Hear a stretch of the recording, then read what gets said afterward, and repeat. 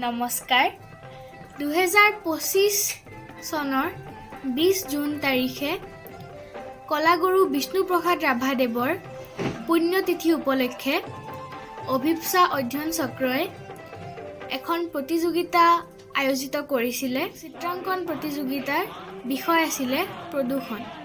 সেই প্ৰতিযোগিতাখনত মই প্ৰথম পুৰস্কাৰ লাভ কৰিছোঁ।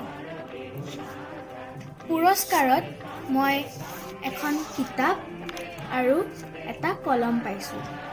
আহকচোন কিতাপখন কি বিষয়ৰ ওপৰত দিছে আমি খুলি চাওঁ।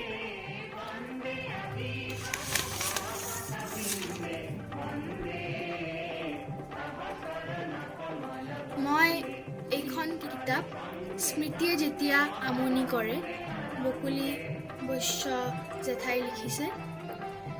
কিতাপখন পাই মই বহুতে সুখী, কাৰণ আজিকালি মানুহে উপহাৰৰ কিতাপ খুব কমেই দিয়ে, আৰু এইখন কিতাপ মই পঢ়ি পেলাই আপোনালোকক ৰিভিউটো জনাম।